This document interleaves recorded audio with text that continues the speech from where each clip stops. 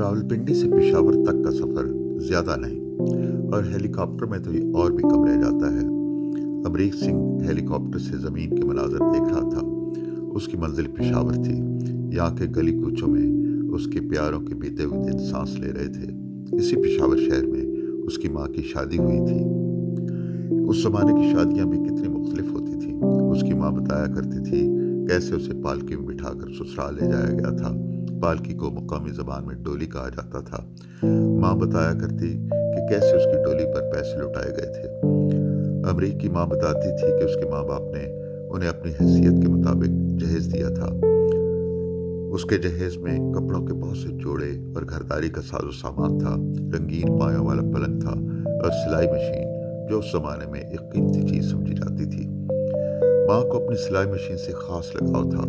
वो घर के कपड़ों की छोटी मोटी सिलाई खुद ही करती थी। पेशावर शहरों में एक शहर था जहाँ के बाग और गली कूचे उसके दिल में बसते थे। फिर 1947 का साल आ गया। सरहद के दोनों तरफ फसादात शुरू हो गए। शुरू में तो उन्हें यही लगा कि ये सब आर्जी है, जल्दी सब कुछ नॉर्मल हो जाएगा। उनके हमसाए में प्रोफेसर मुश्ताक साहब रहते थे। वो बहुत नफीस इंसान थे।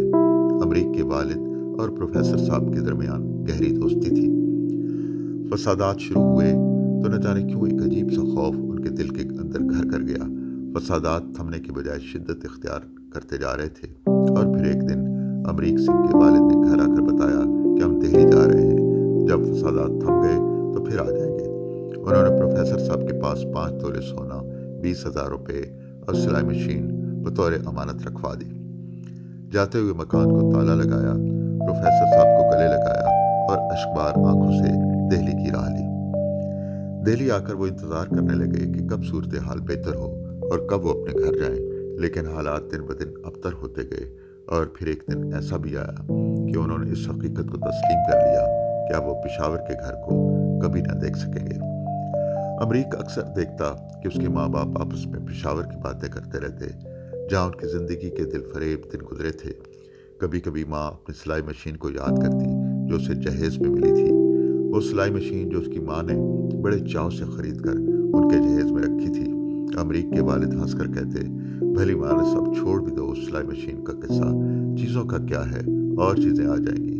माँ बज़ाहिर तो हूँ हाँ कर देती, लेकिन अमरीक जानता था सिलाई मशीन उसके दिल का कांटा बन चुकी थी। अगर अमरीक के बस में होता तो सारे रास्ते फलांगता हुआ पेशावर चला जाता और अपनी माँ की मशीन उठा लेता। लेकिन सरहदों के आर पार जाना नामुमकिन नहीं तो मुश्किल ज़रूर था। अमरीक के घर वाले दिल्ली में रच बस गए। हाँ, माँ के सीने से कभी कभार एक हूक उठती तो अमरीक सिंह जान जाता कि माँ पेशावर में अपने घर और अपनी जहेज की सिलाई मशीन याद कर रही है। दिन गुजरते चले गए और फिर बैठे बिठाए एक दिन अचानक अमरीक को पता चला कि एक आला सती वफ्द पाकिस्तान जा रहा है और अमरीक का नाम भी इस वफ्द में शामिल है।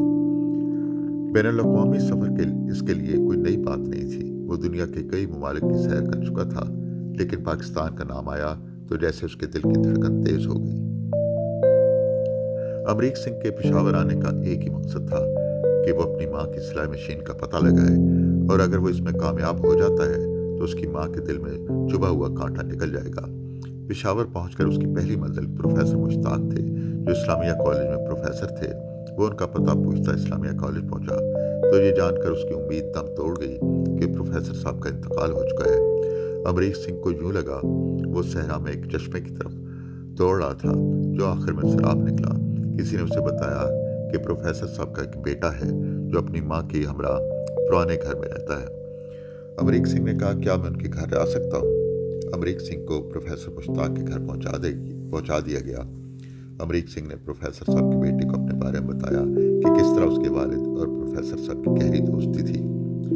प्रोफेसर साहब के बेटे ने अमरीक सिंह को इज्जत से ड्राइंग रूम में बिठाया और खुद उठकर घर के अंदर गया और वालदा को सारी कहानी सुनाई। वालदा के चेहरे पर इत्मीनान की एक बेनाम लहर उभरी और उन्होंने अपने बेटे को ड्राइंग रूम में चाय ले जाने के लिए कहा। अमरीक सिंह ड्राइंग रूम में इंतजार कर रहा था। लड़के को अंदर गए काफ़ी देर हो गई थी। आखिर बर्तनों की खनखनाहट सुनाई दी और फिर पुरतकल्लुफ़ चाय आ गई। अमरीक सिंह को यूं लगा वो अपने घर आ गया है। वही अपनाइयत, वही मोहब्बत और वही प्यार। उसे अजीब सा लग रहा था कि घर वालों से सिलाई मशीन का तज़किरा कैसे करे। अभी वो इसी कश्मकश में था कि लड़का फिर उठकर अंदर चला गया। अब कि वो वापस आया तो उसके एक हाथ में एक सिलाई मशीन थी, वही मशीन जिसके लिए उसकी माँ जाने कब से तड़प रही थी। अभी अमरीक सिंह इसी हैरत में था कि लड़के ने एक पोटली उसकी तरफ बढ़ाई। उसमें 5 तोले सोना था और फिर एक लिफाफा जिसमें 20,000 रुपये थे। फिर उसने अमरीक सिंह की तरफ देखा और कहा, आपके वालिद ने प्रोफेसर साहब के पास ये 3 चीज़ें रखवाई थी। हमने इन अमानतों की हिफाजत जान से बढ़कर की। मुल्क में जब भी कभी करेंसी नोट बदलते हम भी इन नोटों को बदल लेते थे ताकि अमानत के पैसे ज़ाया ना हों। अमरीक सिंह की आंखें फरते जज्बात से छलक उठी। उसने प्रोफेसर साहब के बेटे से कहा, आप ये सोना और पैसे रख लें, मुझे सिर्फ सिलाई मशीन चाहिए। ये सुनकर प्रोफेसर साहब का बेटा तड़प उठा और अमरीक सिंह से गिड़गिड़ा कर कहने लगा, आपको अपनी माँ की कसम, ये अमानतें आपको ले जाना होंगी। अगर हमने इनमें से कोई चीज़ भी रखी तो मेरे नेक वालिद की रूह हमें कभी माफ़ नहीं करेगी। वो सारी उम्र इंतज़ार करते रहे कि आप अपनी अमानतें लेने आएंगे। मरते वक्त उन्होंने मेरी वालदा और मुझे नसीहत की कि तुमने मेरे बाद इन अमानतों को लौटा दिया तो मेरी कब्र रोशन होगी। अमरीक सिंह जब पेशावर से सिलाई मशीन लेकर वापस जा रहा था तो खुद को दुनिया का अमीर तरीन शख्स समझ रहा था कि उसकी वालदा का बिछड़ा हुआ ख्वाब उसके हमरा था। लेकिन उससे भी अमीर तर प्रोफेसर साहब का बेटा और उसकी माँ थी, जिन्होंने प्रोफेसर साहब के बागपन का भरम रखा। यहाँ तक पहुंचकर डॉक्टर वकार चुप हो गया। अचानक हर तरफ खामोशी छा गई। मैं और डॉक्टर सलमान जैसे किसी ख्वाब में जी रहे थे। गोवा के रेस्तरां में रात भीग रही थी और दूर से बहरा अरब के पानियों की डूबती उभरती लहरों का मध्यम शोर आ रहा था।